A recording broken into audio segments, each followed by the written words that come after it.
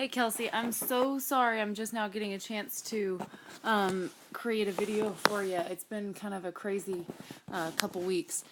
I want to go ahead and talk to you a little bit about percents. Now, the thing to remember with percents, there are a lot of different things you can do with percentages, such as I know when I teach percents, I talk about how to turn percents to decimals and decimals to percents, and we did that in the math class that you had with me.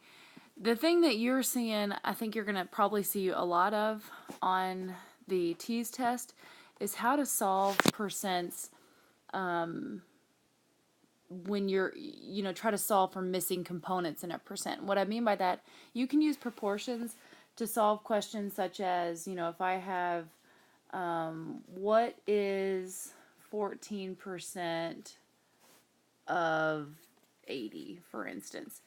Then I can use what we did if you remember from the math class, we used what was called proportions to solve using knowns and unknowns. That if I need to solve for an unknown or a missing component, then I can use a proportion. And a proportion, what that was two equivalent fractions set equal to one another. And we can use that in percents, but we have a specific formula to remember our percents, and that formula says that percent out of 100 is always going to be equal to either part over total, or I like to remember is over of. Because that way we can break down questions like that and just simply plug in these values into this particular formula. Remembering that your percent always goes over 100. So in this question, they did give us a percent. That's going to be what goes over top of 100. Over on the other side, we're going to use, again, is over of, or part over total. And the question is asking me what is 14% of 80. So it's asking me for the is. So in this case, my is my missing component. So I'm going to call that x. And then it's asking me out of 80. So out of a total of 80. So that's going to go in the of position in this particular formula. And if you remember when we did proportions, what we do with proportions when two equivalent fractions are set equal to one another, what I can do is I can cross multiply, opposite numerator denominator. We had a shortcut method for it, the reason being because if I cross multiply 100 times x, since I don't know what x is, I have to call it 100x.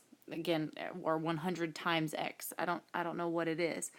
Whereas what I would do is set it equal to the answer on the other side, and on the other side I have 14 times 80, which is 1,120. So what I have to do now to solve for this is, because it says 100 times x is equal to 1,120, I want to get x by itself on one side of the equal sign.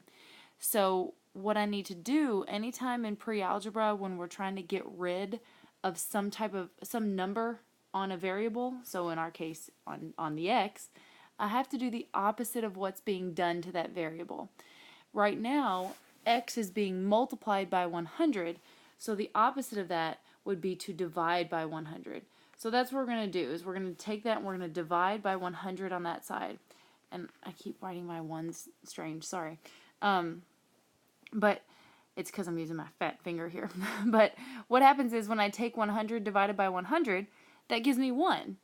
So 1x is just x by itself. So what they've done is they've pretty much canceled each other out over here on that first side. But remember what the equal sign means there. It means that whatever I have on one side is equal to the other side. So because I divided by 100 over on the left, I'm going to have to keep it equal and divide by 100 over here on the right. So when I take 1,120 and divide by 100, I get 11.2.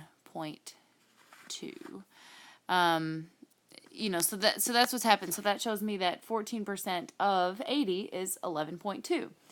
You can use this particular formula for, really for anything. If you're trying to solve for not just, let me see here. Let me try and find. I gotta get rid of this formula here. Okay. So if I'm trying to solve not just for like the is, but if I have a question that says, or let's say 16 is what percent of 30? I don't know. Just random questions here. And sorry, my handwriting's so sloppy. But now I can use the same formula. Again, the formula is percent over 100 is equal to is over of. So in filling that particular formula out, this time they didn't give us a percent. They're trying to solve for the percent. So in this case, the number that's going to go over 100 is going to be x, because that's what we're trying to solve. Remember, percent is what always goes over 100.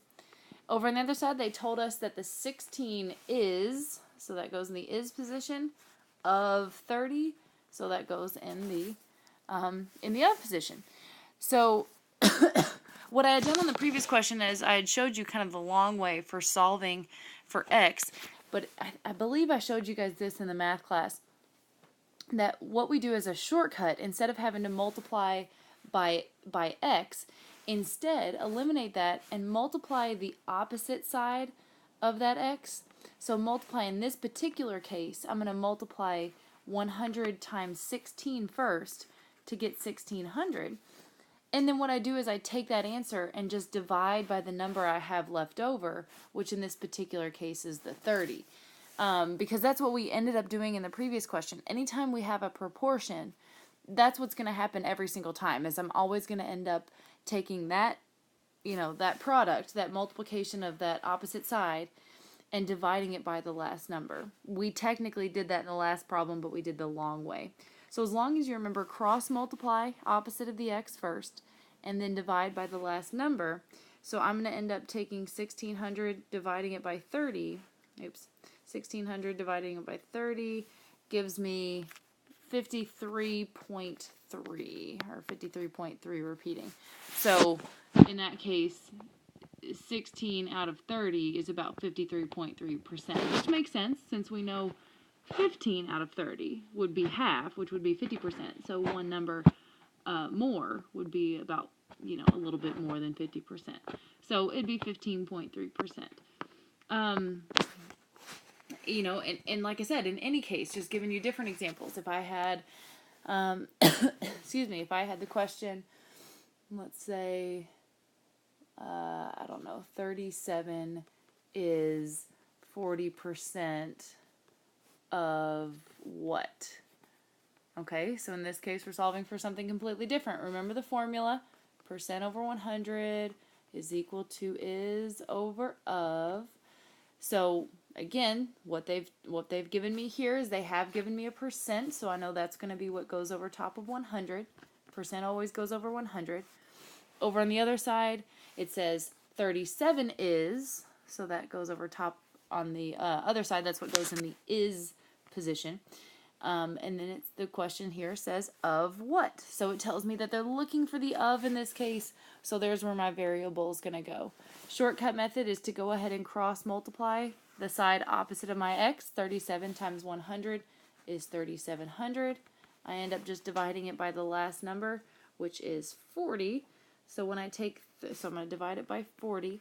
So when I take 3700 divided by 40 here in my calculator, it gives me 92.5. So that tells me 37 is 40% of 92.5. So you may see a couple of those types of questions on the TEAS test, where it's actually worded in that way that, I'm trying to find 40% of what, or what is 15% of 80, so it's actually worded using those terms. Okay, so what I'm going to do is I am going to pull up the picture or not the picture, but the question that you sent me. I'm going to add this to our video here. You sent me this particular question that you found on the TEAS test. It said 25 chainsaws, 14 snow blowers, 18 floor sanders, 12 leaf blowers, and 19 washers, or power washers. So they've given me all these tools. It says if 25% of the total inventory is available for rental, how many tools can be rented? So in looking at what we have here, really the number of each particular tool that we're looking at here is kind of irrelevant. What I need to know is the total that I have.